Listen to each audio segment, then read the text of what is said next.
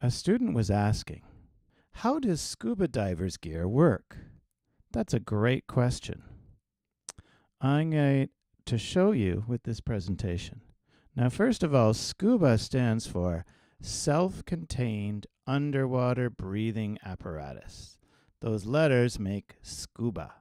Now, self-contained means that you don't need any hoses that come from the surface to come down to give you air. And breathing apparatus is like a little machine or a little structure. And so SCUBA is a machine that you can take with you underwater so that you can breathe without needing a tube of air that comes from the surface. So how do they do this? Well, first of all, let's look at what you need to take with you when you go scuba diving. This is everything you need, except for this. This would be you. So you need a wetsuit, or if the water's really cold, you need a dry suit. You need a mask, which covers your eyes and nose so that you don't breathe in water through your nose. You don't actually need a snorkel while you're scuba diving, but sometimes you need it in order to swim out to the place where you go scuba diving. You need this big vest here, which is called a buoyancy compensator.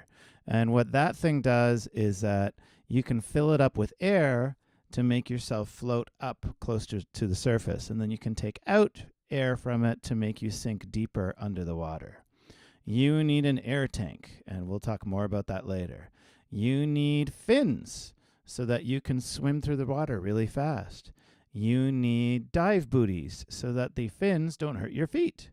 You need a weight belt, which you put around your waist, and that way you can sink lower down into the water when you take the air out of your buoyancy compensator.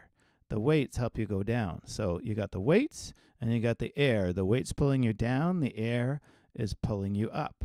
And together they keep you balanced.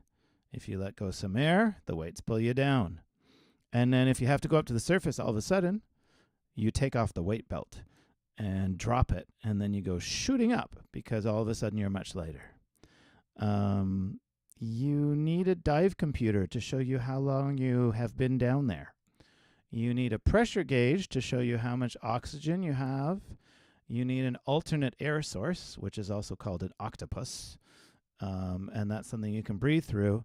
And then you also need the regulator, which is the part that you're going to breathe through. Now, most of the stuff I'm not going to talk about. We're going to talk about the air tank and about this stuff up here, the regulator, the pressure gauge, and the alternate air source. Let's take a look. So here's the tank. Now, this tank is probably it's a little shorter than you are tall. Sometimes they're a little smaller than that. You can get different sizes. And we use a special machine called a compressor to force air down inside of here. So much air, in fact, it's about the amount of air that would fill an elevator in an apartment building.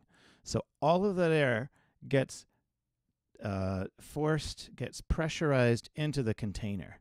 So basically, this is what's providing you with the air that you breathe underwater. But if you just attached a hose to this and then stuck it in your mouth and turned it on, then two things would happen. First thing is that the air would be constantly rushing out, so you would waste a lot of air. The second thing that would happen is that the air would be coming out under really high pressure, which means that if you put that hose in your mouth, there's a danger that it could make your lungs burst up and explode. So it's really not a good idea to try to suck air straight from one of these things. Instead, you put this thing on it, this big thing, which is called the first stage of the regulator. And it's basically something that screws on there, and then it has 4 pipes that go off of it. This pipe goes to your buoyancy regulator. That's that vest that you wear. This one goes to the console, which shows you how much pressure. See, there's the pressure gauge. This one goes to the octopus, which is an extra breathing device in case you're underwater and someone else can't breathe from their air tank anymore. Then they can breathe from yours. Or if you're down and your regulator is not working anymore, then you can breathe out of the second one, unless they're both not working, in which case you have to breathe out of someone else's. So anyhow, we're going to talk about this first stage bit here, and then also this second stage bit. Let's talk about the first stage now, this part. This is what it looks like on the inside. This is a place where the water can come in a little bit and then push against this thing, which is called a diaphragm. This is where the air comes in from the tank, and then this is where the air goes out into the regulator that you breathe from.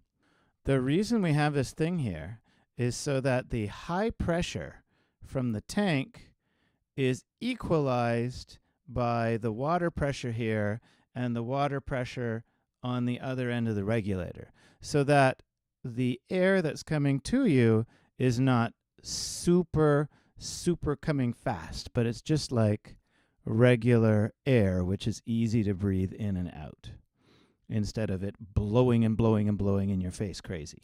The second stage, I can tell you a lot more about that. Now, this part is the mouthpiece, and so if you imagine this is one eye and this is the other eye, this is where the person's face would be and their mouth would be on that. They put their teeth on a couple little knobs on the inside, and then they can breathe in and out through that. So the air is coming in through here, and then it comes into the middle there, and it can go straight into the person's mouth.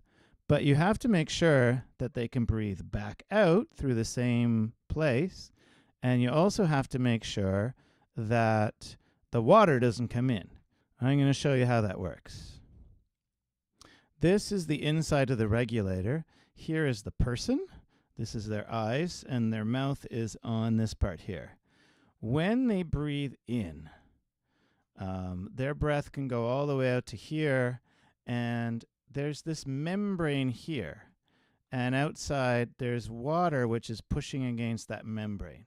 So what happens is that when they breathe in, it pushes on this lever, and that lever moves this yellow thing. And then watch what happens.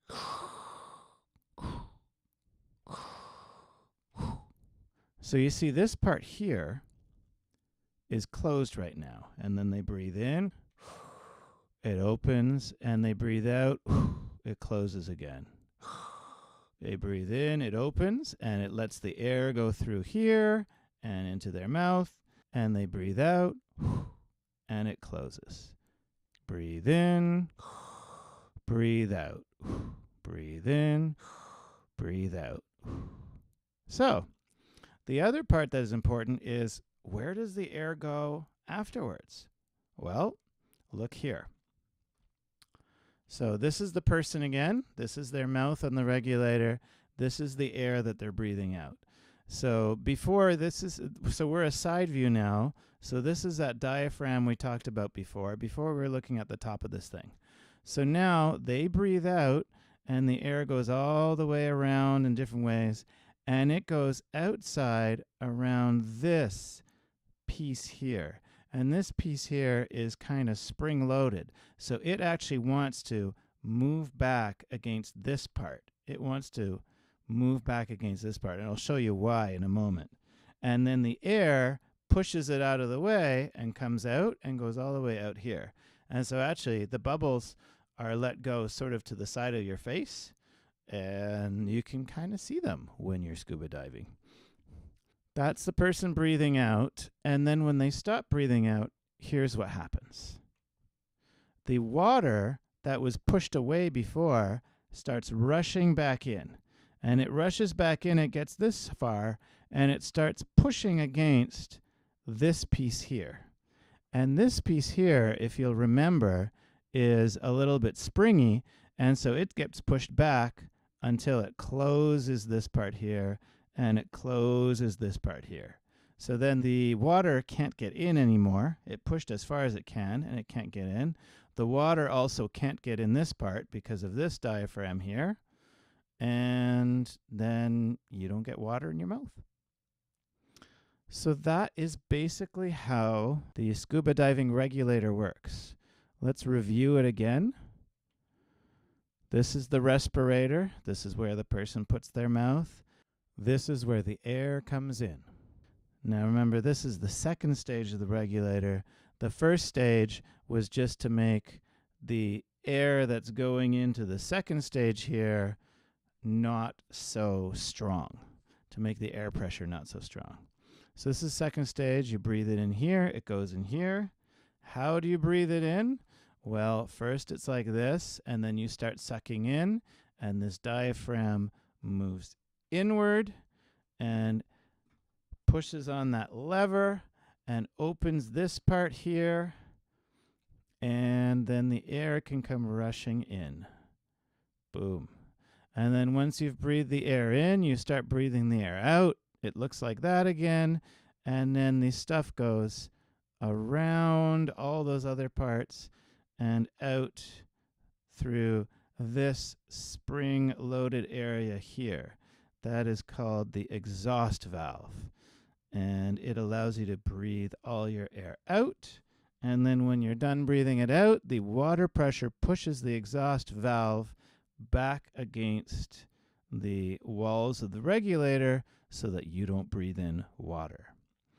And that is how scuba divers' gear works.